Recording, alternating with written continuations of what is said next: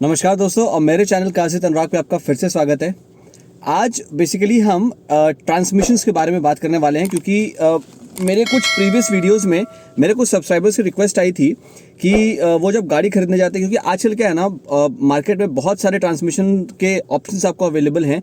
जैसे automatic transmission हो गया, डुअल क्लच ट्रांसमिशन हो गया, इंटेलिजेंट वेरिएबल ट्रांसमिशन हो गया, इंटेलिजेंट मैनुअल ट्रांसमिशन हो गया, कंटिन्यूसली वेरिएबल ट्रांसमिशन हो गया, IVT, CVT, AMT, MT, बहुत सारे ट्रांसमिशन ऑप्शंस अवेलेबल हैं। तो उन्होंने मुझसे ये रिक्वेस्ट किया था कि मैं कुछ ट्रांसमिशंस पे कुछ कंपैरिजन वीडियोस बनाऊं कि कौन से बेटर हैं, किसी क्या एडवांटेजेस होती है और किसी क्या डिसएडवांटेजेस होती हैं, वो मैं थोड़ा वीडियोस में बताऊं अपने। तो बेसिकली क्या है कि आज मैं जो वीडियो बनाने वाला हूं, इस पे मैं दो ट्रांसमिशन ऑप्शंस को पहले मैं कंपेयर करूंगा। एक है आपका मैनुअल ट्रांसमिशन और एक है आपका डुअल क्लच ट्रांसमिशन, DCT जिसको अपने बोलते हैं, जो कि आजकल Hyundai वगैरह में बहुत ज़्यादा फेमस हो रही है। और बहुत सारे मतलब यहाँ तक कि Hyundai i20 से शुरू करके वो आपकी समझिए क्रेटा तक, क्रेटा में भी मिल रही है आपको, वरना में भी मिल रही है, और बहुत सारी गाड़ियों में आपको DCT ट्रांसमिशन मिल रहा है। तो बेसिकली आज जो मैं ये वीडियो बना रहा हूँ, इसमें मैं एक मैनुअल ट्रांसमिशन के एडवांटेजेस बात करूंगा, एक मैनुअल ट्रांसमिशन के डिसएडवांटेजेस बात करूंगा when compare to a dual clutch transmission. तो आपका ज़्यादा टाइम नहीं लेता हूँ, अपने शुरू करते हैं। पहले मैं आपको मैनुअल ट्रांसमिशन की वर्किंग समझा देता हूँ, फिर मैं आपको डुअल क्लच ट्रांसमिशन की वर्किंग समझाऊंगा, और उसके बाद दोनों में क्या एडवांटेजेस है और क्या डिसएडवांटेजेस है उसके बारे में अपने बात करते हैं। तो दोस्तों, अपने अगर मैनुअल ट्रांसमिशन की बात करते हैं तो फर्स्ट मैनुअल ट्रांसमिशन में आपको क्या होता है, यहाँ पे आपका मतलब 3 पैडल होता है। एक हो गया एक्सेलरेटर, ये हो गया ब्रेक, और ये हो गया क्लच। तो मैनुअल ट्रांसमिशन बेसिकली क्या करते हैं, अपने क्लच को प्रेस करके यहाँ अपने गियर शिफ्ट करते हैं। ठीक है, ये हो गया आपका मैनुअल ट्रांसमिशन। मतलब ये आपका 5 स्पीड मैनुअल ट्रांसमिशन हो सकता है, ये आपका 6 स्पीड मैनुअल ट्रांसमिशन हो सकता है, 4 स्पीड मैनुअल ट्रांसमिशन हो सकता है। तो मैनुअल ट्रांसमिशन में आप ये क्लच को प्रेस करते हैं, प्रेस करके आप यहाँ मैनुअली गियर को आप अपने हाथों से वो शिफ्ट करते हैं और सिलेक्ट करते हैं। और अपने अगर DCT की बात करते हैं तो अब यहाँ पे बेसिकली आपका ऑटोमेटिक ट्रांसमिशन है ये अल्काज़ार का, बट मैं आपको एक छोटा सा एग्जांपल दिखा देता हूँ। DCT में क्या है, यहाँ पे आपका एक एक्सेलेटर रहेगा, एक ब्रेक रहेगा, और यहाँ पे क्लच पैडल नहीं रहेगा। ठीक है, एक्सेलेटर पैडल रहता है, ब्रेक पैडल रहता है, यहाँ पे कोई क्लच पैडल नहीं रहता। और यहाँ पे जो ट्रांसमिशन है, यहाँ पे आपको ऑप्शंस मिल जाएगा पार्किंग का, रिवर्स का, न्यूट्रल का, ड्राइव का, और यहाँ प्लस माइनस मतलब मैनुअली भी शिफ्ट कर सकते हैं। तो बेसिकली आपका ऑटोमेटिक में जो है वो आप यहाँ पैडल शिफ्टर से भी आप शिफ्ट कर सकते हैं, और या फिर वो आपका इलेक्ट्रॉनिकली भी होता है, जो मतलब अपने आप शिफ्ट हो जाता है, ना कि मैनुअल में जैसे कि आपको खुद से यहाँ पे मतलब क्लच प्रेस करके जो अपने को करना पड़ता था यहाँ पे, वो यहाँ पे आपको नहीं करना पड़ता। इलेक्ट्रॉनिकली गियर शिफ्ट होते हैं इसमें, या फिर आप इसको मैनुअल मतलब मैनुअल करके आप यहाँ पे ये पैडल शिफ्टर से भी शिफ्ट कर सकते हैं, या फिर आप लीवर से ये मतलब ये मैनुअल में रख के आप इस लीवर से भी मैनुअली प्लस माइनस कर सकते हैं। तो दोस्तों, फर्स्ट अपने मैनुअल ट्रांसमिशन की जो एक सिंप्लीफाइड डायग्राम मैं आप लोगों को दिखाता हूं, और उससे मैं आप लोगों को उसकी वर्किंग समझा देता हूं कि एक मैनुअल ट्रांसमिशन इंजन कैसे काम करता है। एक बहुत बेसिक सा एग्जांपल है, उसमें कोई रिवर्स गियर वगैरह मैंने नहीं डाला है, सिंपल 1 2 3 4 गियर्स है, उसको कैसे काम करता है उसको मैं पहले दिखा देता हूँ। तो उसके लिए मैंने एक डायग्राम आप लोगों के लिए बनाया है। अब हो सकता है आपको थोड़ा सा इसमें मिरर इमेज दिखे कैमरा में, तो थोड़ा सा मैं समझाने की कोशिश करता हूँ। ये देखिए, ये है आपका एक मैनुअल ट्रांसमिशन। अब ये जो आप देख रहे हैं ना, ये हमारा है इनपुट शाफ्ट। ठीक है, ये जो आप शाफ्ट देख रहे हैं, ये वाला ये इनपुट शाफ्ट है, और ये क्लच है, जो बीच में आप लाइन देख रहे हैं, ये क्लच है, और यहाँ पे आपका है इंजन। तो इंजन से बेसिकली क्या है, आपका ट्रांसमिशन क्या करता है, जो पावर है उसको ट्रांसमिट करता है व्हील्स तक। ठीक है, तो यहाँ आपके 4 गियर्स है, 1 2 3 4, ये 4 गियर्स है यहाँ पे। तो जब आप क्लच को प्रेस करते हैं ना, तो प्रेस करने से क्या होता है, आप ये ट्रांसमिशन और इंजन को डिसएंगेज करते हैं, मतलब इस दोनों में कोई कनेक्शन नहीं रहता है। तो उससे क्या होता है कि आपको गियर शिफ्ट करने में आसानी होती है। तो उससे क्या हुआ, जब आप क्लच को रिलीज करते हैं तो जो क्लच डिस्क है ये फिर से क्लैम्प्ड हो जाता है, मतलब आपके इंजन से जो पावर है वो ट्रांसमिट होने लगता है आपके ट्रांसमिशन तक। तो अब ये आपका हो गया इनपुट शाफ्ट, और यहाँ नीचे आप जो देख रहे हैं ये हो गया आपका आउटपुट शाफ्ट। ठीक है, तो ये है आपका डिफरेंशियल, यहाँ से आपकी जो पावर है वो आपके व्हील्स को यहाँ पे ट्रांसफर होता है। अब ये जो गियर्स आप देख रहे हैं, ये एक बेयरिंग के ऊपर घूमती हैं, जिस वजह से क्या है कि आउटपुट शाफ्ट, ये मतलब आपका जो यहाँ से इनपुट शाफ्ट से आपका जो पावर ट्रांसमिट हो रहा है, जस्ट बिकॉज ये गियर्स जो है आपकी एक बेयरिंग पे घूमती है, इसलिए वो पावर को ट्रांसफर नहीं करती है व्हील्स तक। ठीक है, अब यहाँ पे ये जो आप देख रहे हैं, ये दोनों सिलेक्टर है, सिलेक्टर फॉर्क आप कह सकते हैं इसको।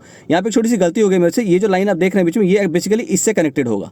ठीक है, तो अब क्या होता है, जब आप यहाँ पे क्लच प्रेस करके आप जब अपने गियर को यहाँ से सिलेक्ट करते हैं, तो ये जो सिलेक्टर है ये आपके इस गियर से, मतलब ये जो आपका ये जो गियर देख रहे हैं यहाँ पे, इससे ये अटैच्ड हो जाता है। अटैच होने के बाद ये क्या होता है, पावर को फिर ये आउटपुट शाफ्ट से यहाँ पे आपके डिफरेंशियल के थ्रू आपके व्हील्स तक ट्रांसफर करता है। मतलब आपने ये प्रेस करके जब आपने गियर शिफ्ट मतलब आपने जब गियर सेलेक्ट किया तो ये जो सिलेक्टर फॉर्क है ये यहाँ पे जाके इससे वो क्लैम्प्ड हो जाता है। क्लैम्प्ड होने के बाद ये क्या करता है कि आपकी जो पावर ट्रांसमिट हो रही है यहाँ से इनपुट शाफ्ट से आपके जो इंजन से जो आपके ट्रांसमिशन के थ्रू जो पावर ट्रांसफर हो रही है वो फिर आपके इसके मतलब इस डिफरेंशियल के थ्रू डिफरेंशियल तक जाती है, फिर वहाँ से आपके जाके ये व्हील्स तक ट्रांसफर होती है। अब अगर आपको सेकंड गियर सिलेक्ट करना है तो सेकंड गियर में क्या है, आपको जस्ट क्लच को प्रेस करना है। तो जब आप क्लच प्रेस करते हैं तो यहाँ से जो आपका मतलब जो इंजन से पावर आता है वो आना बंद हो जाता है आपके ट्रांसमिशन तक, क्योंकि आपका क्लच जो है वो तब एंगेज हो जाता है। तो ये पावर आपके इंजन से ट्रांसमिट होना बंद होता है आपके इनपुट शाफ्ट तक। तब आप क्या करते हैं, जस्ट इस कॉलर को, ये कॉलर से जब आप सेकंड गियर सिलेक्ट करते हैं तो ये कॉलर जाके आपके फिर सेकंड गियर पे अटैच हो जाता है। तो ऐसे करके आपको जो मैनुअल ट्रांसमिशन है, इसमें मैंने रिवर्स गियर नहीं रखा है, तो ऐसे करके बेसिकली क्या है आपका जो मैनुअल ट्रांसमिशन है वो काम करता है। अब मैं आपको डीसीटी ट्रांसमिशन मतलब डुअल क्लच ट्रांसमिशन का मैं आपको वर्किंग समझाता हूँ, फिर मैं दोनों की एडवांटेजेस और डिसएडवांटेजेस की बात करता हूँ। तो अब मैं आपको डुअल क्लच ट्रांसमिशन मतलब डीसीटी का मैं आपको एक बार वर्किंग समझा देता हूँ। मतलब एकदम बेसिक वर्किंग है, उसका भी मैं एक डायग्राम बना के रखा हूँ। तो ये देखिए, ये है आपका डीसीटी का वर्किंग। आई बिलीव आपको विजिबल है। तो ये जो आप देख रहे हैं इसका सब कुछ सेम होता है, ठीक है। वर्किंग वगैरह से इनपुट शाफ्ट हो गया, आउटपुट शाफ्ट हो गया, सब कुछ इसमें आपका एकदम मैनुअल ट्रांसमिशन जैसा ही होता है। बट डिफरेंस क्या है मैं आपको दिखाता हूँ कि इसमें आपका जैसे कि आप नाम सुन रहे हैं कि ये आपका एक डुअल क्लच ट्रांसमिशन होता है। तो इसमें क्या होता है, आपके दो क्लच होते हैं। तो दो क्लच कैसे होते हैं देखिए, मतलब एक तो आपका ये क्लच है, ये जो C1 आप देख रहे हैं, ये मतलब ये वाला जो आप क्लच देख रहे हैं ये क्लच है, ठीक है। और ये जो एक रेड वाला आप देख रहे हैं, ये आई मीन ऑरेंज, या जो भी आपको मतलब इसमें कलर दिखाई दे रहा है, ये क्लच है, मतलब C1 और C2, ठीक है। दो क्लच है और दो इनपुट शाफ्ट है। एक तो ये जो आप देख रहे हैं C1 से कनेक्टेड है, बीच में से ये वाला जो जा रहा है, ठीक है। और एक जो आपका कनेक्टेड है और एक जो आपका इनपुट शाफ्ट है C2, मतलब क्लच C2 से जो है ये जो ऑरेंज वाला आप देख रहे हैं ये एक इनपुट शाफ्ट है। तो दो इनपुट शाफ्ट हो गया, ठीक है। अब यहाँ बेसिकली क्या होता है, इसमें इसका मतलब डुअल क्लच ट्रांसमिशन का सबसे बड़ा फ़ायदा है, इसको ब्यूटी अगर मैं बताऊं तो आप दो गियर्स को एक साथ सिलेक्ट कर सकते हैं। अब वो कैसे मैं आपको दिखाता हूं। जैसे इसमें क्या है कि आप इसमें बेसिकली क्या करना पड़ता है कि आपके एक शाफ्ट पे मतलब एक इनपुट शाफ्ट पे आपके जो ऑड गियर्स होते हैं वो माउंट होते हैं और एक पे आपके इवन गियर्स माउंट होते हैं। तो जैसे कि आप इसमें देख पा रहे हैं, मतलब 1 और 3 मेरा इस इनपुट शाफ्ट पे माउंट है, मतलब C1 पे है, ठीक है। और 2 और 4 मेरा इस पे माउंट है, मतलब C2 पे माउंट है, ठीक है। तो जब मेरे इंजन से पावर आ रहा है तो अगर मेरा C1 जैसे मैंने फर्स्ट गियर में फर्स्ट गियर में है, ठीक है। तो फर्स्ट गियर में क्या है, ये जो सिलेक्टर है ये फर्स्ट गियर को पकड़ के रखता है, ठीक है, ये एंगेज हो जाएगा। तो इसमें क्या है, जब आप फर्स्ट गियर में रहते हैं तो आपका C1 एंगेज है, ठीक है। ये C1 आप देख रहे हैं, क्लच 1 जो है वो एंगेज हो जाता है और ये जो C2 है वो ओपन होता है। मतलब इसमें बेसिकली क्लच ओपन और क्लोज होता है। मतलब एक क्लच आपका ओपन होता है, एक क्लच आपका क्लोज होता है। तो इसमें क्या है, ये C1 जब मेरा एंगेज है तो यहाँ से मेरा पावर ट्रांसमिट होके ये आपका फर्स्ट गियर तक आ रहा है। फर्स्ट गियर तक आके मतलब ये सिलेक्टर फर्स्ट गियर को सिलेक्ट कर दिया है, तो फर्स्ट गियर से आपका पावर ट्रांसमिट होकर आपकी जो डिफरेंशियल से फिर आपके व्हील्स तक जा रहा है, ठीक है। तो आपका क्लच 1 जो है वो एंगेज्ड है। अब जैसे ही आपको सेकंड गियर में आना है, तो जैसे कि मैंने आपको बताया कि इसमें आप दो गियर्स को एक साथ सिलेक्ट कर सकते हैं।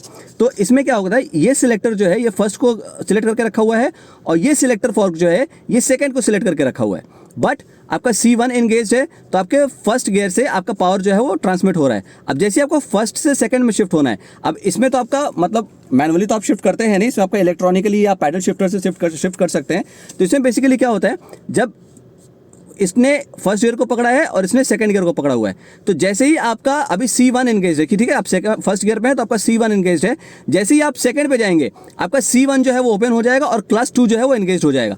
मतलब ये भी इसको पकड़ा हुआ है सेकंड गियर को, मतलब ये आपका सेकंड गियर है, ये ऑरेंज वाला, ठीक है। और ये फर्स्ट गियर है, तो ये सेकंड गियर को पकड़ा हुआ है और ये फर्स्ट गियर को पकड़ा हुआ है। तो जैसे ही आपको फर्स्ट से सेकंड में जाना है तो यहाँ कोई गियर शिफ्टिंग्स नहीं होती। यहाँ पे जैसे आपको जो C1 जो है जो पहले एंगेज था आपका 1 से, वो डिसएंगेज होके C2 जो है वो एंगेज हो जाता है। मतलब क्लच 2 अगर आपका एंगेज हो गया तो आपका फिर गाड़ी सेकंड गियर में आ गई। तो बेसिकली इसमें क्या होता है कि आपका टाइम सेव होता है और सबसे बड़ी बात क्या है ना कि आप इसमें टॉर्क जो है, टॉर्क आप लूज नहीं करते। क्योंकि मैनुअल ट्रांसमिशन इंजन में क्या होता है कि आपको जब भी आप क्लच प्रेस करते हैं, प्रेस करके जब आप गियर शिफ्ट करते हैं तो आपका टॉर्क 0 हो गया।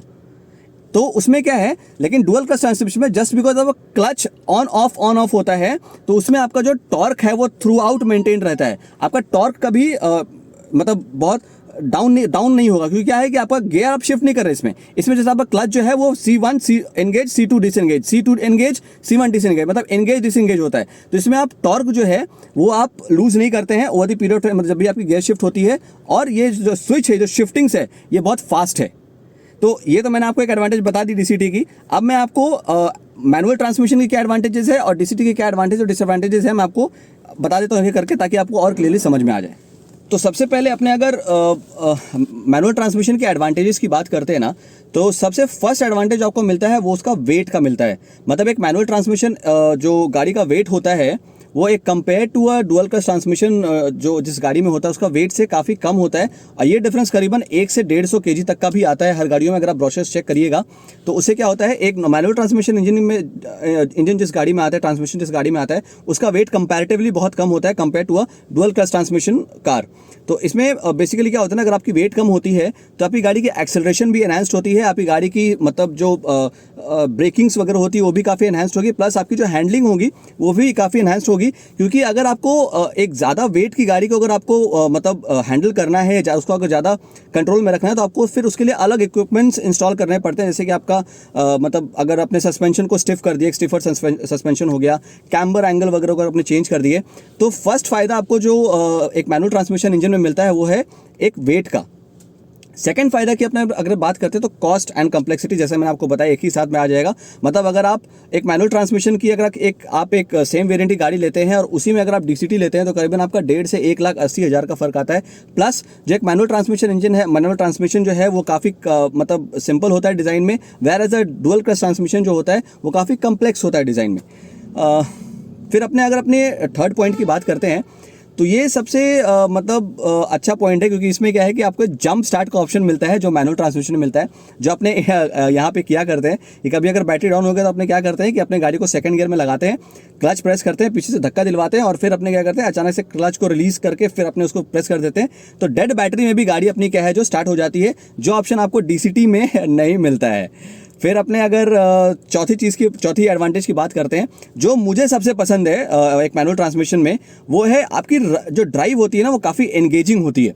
मतलब अब आप सिग्नल पे खड़े हैं, आपको अचानक से निकलना है, गियर शिफ्टिंग्स आपके हाथ में है, क्लच आप अपने हिसाब से शिफ्ट करिए। अब आप निकल रहे हैं, ऐसे निकल भी सकते हैं, या फिर आप अपने नॉर्मली आप जो गियर शिफ्टिंग्स होती है वो आप खुद करते हैं और स्टीयरिंग वगैरह आपके हाथ में ही रहता है। गियर शिफ्ट आपके कंट्रोल में रहता है, आपके गियर को कब शिफ्ट करना है, कब अप शिफ्ट करना है, कब डाउन शिफ्ट करना है। अब आप किसी को ओवरटेक करना है, आप रेस कर रहे हैं, मन किया तो अपने हिसाब से गियर को डाउन शिफ्ट कर दिए, आप समझिए 5th से डायरेक्ट अपने 3rd पे आ गए, RPM इंक्रीज हो गया, आपने ओवरटेक कर लिए। तो काफ़ी एक एंगेजिंग ड्राइव रहती है मैनुअल ट्रांसमिशन में, जिसका मैक्सिमम लोगों को फ़ायदा लगता है एक मैनुअल ट्रांसमिशन गाड़ी के पीछे। मेरा भी खास यही है कि मैं मैनुअल ट्रांसमिशन गाड़ी इसलिए चलाता हूँ क्योंकि मुझे वो ड्राइव काफ़ी एंगेजिंग लगती है, जो मुझे DCT में नहीं लगती है। अब मैं आपसे DCT की एडवांटेज नहीं, एक और चीज़ मैं आपको बता दूं कि मैनुअल ट्रांसमिशन इंजन्स में आपकी एफिशिएंसी वो काफ़ी बेटर होती है when compare to a dual clutch transmission. तो ये भी आपका एक एडवांटेज है मैनुअल ट्रांसमिशन का over a dual clutch transmission. तो समझिए अगर आप एक मैनुअल ट्रांसमिशन लेते हैं और एक डुअल क्लच ट्रांसमिशन की गाड़ी चलाते हैं तो उसमें मोटा मोटी अगर आपने देखा जाए तो 3 से 4 किलोमीटर पर लीटर का डिफरेंस आता है इन टर्म्स ऑफ एफिशिएंसी। तो बेसिकली ये बेसिक आपकी सारी एडवांटेजेस हैं ओवर DCT।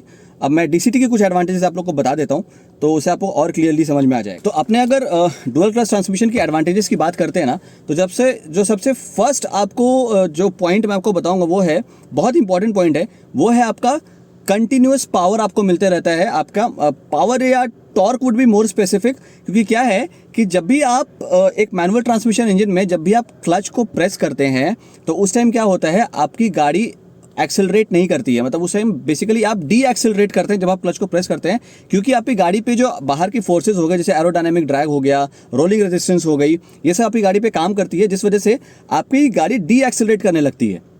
तो जब भी आप क्लच प्रेस करते हैं तो आप एकदम जीरो पावर उस टाइम आपको मिलती है आपकी गाड़ी को, और आपकी गाड़ी क्या है कि एक डी एक्सेलरेट उस मोड पे रहती है। बट DCT में क्या होता है, आपका कंटिन्यूस पावर मिलते रहता है, क्योंकि इसमें कोई गियर शिफ्ट्स का नहीं है, इसमें बस क्लच एंगेज डिसएंगेज होता है। तो इसमें कहीं आपको मैनुअली आपको क्लच प्रेस करके गियर शिफ्ट करने का कोई ऑप्शंस नहीं है, वो इलेक्ट्रॉनिकली आपका होते रहता है, जो कि बहुत ज़्यादा क्या है कि इससे क्या होता है कि आपकी गाड़ी जो है वो पावर कभी लूज नहीं करती, hence you are always accelerating, आप डी एक्सेलरेट नहीं करते इसमें। दूसरा पॉइंट की अगर मैं बात करूं तो वो है आपका शिफ्ट स्पीड। वो कई गाड़ियों में जिसमें DCT होता है उसमें शिफ्ट स्पीड जो होता है that is even lesser than 200 milliseconds, मतलब इतना जल्दी शिफ्ट होता है क्योंकि इसमें आपका क्लच एंगेज डिसएंगेज करना है ना, तो इसमें आपका shift speed is very high, क्योंकि मैनुअल में क्या है कि एक ह्यूमन को खुद से क्लच प्रेस करके गियर शिफ्ट करना पड़ता है, तो उसमें shift speed is comparatively lesser when compare to a DCT transmission. तो shift speed is also an advantage. Efficiency भी मैं इसमें एक एडवांटेज कहूँगा, वो इसलिए क्योंकि इसमें आपका कोई टॉर्क कन्वर्टर नहीं होता है, तो और इसमें क्या है आपका कोई पावर लॉस नहीं होता है, तो जस्ट बिकॉज आपका पावर लॉस इसमें नहीं होता है, कोई टॉर्क कन्वर्टर नहीं होता है, तो इसमें आपका एफिशिएंसी भी काफ़ी रहता है। एक DCT ट्रांसमिशन में एक एडवांटेजेस के हिसाब से एफिशिएंसी भी आप पकड़ सकते हैं, बट ये जो DCT होता है बेसिकली एक परफॉर्मेंस ओरिएंटेड ट्रांसमिशन होता है, क्योंकि इसमें एक और चीज़ का आपको ऑप्शन मिल जाता है। एडवांटेज की बात करते हैं तो इसमें ऑप्शन आपको ये मिलता है कि आपके गियर्स में आपका वाइड रेंज रहता है आपको चूज़ करने के लिए, क्योंकि आपका फर्स्ट से जो थर्ड गियर रहता है वो कंपैरेटिवली काफ़ी अग्रेसिव होता है एक DCT ट्रांसमिशन में, और जो 8th गियर होता है that is very much taller, वो बहुत टॉल होता है compare to a 6 speed manual transmission. तो आपके पास wide range of gear ratios भी मिल जाते हैं इसमें। तो उससे क्या है कि आप जब आप गाड़ी को पुल करते हैं या परफॉर्मेंस के लिए चलाते हैं तो आपके इंजन के RPM से मैच करने के लिए you have a wide range of gear ratios, ताकि आपको कहीं वो पावर ड्रॉप ना मिले, कहीं आपको लगे ना कि ये गाड़ी में वो पुल नहीं है, वो टान नहीं है। तो बेसिकली देखा जाए तो ये कुछ एडवांटेजेस हैं आपकी DCT की ओवर MT, और MT की भी कुछ एडवांटेजेस हैं ओवर DCT। तो आई बिलीव आपको ये थोड़ा सा बेसिक जो मैं समझाने की कोशिश किया हूँ आपको अच्छा लगा हो।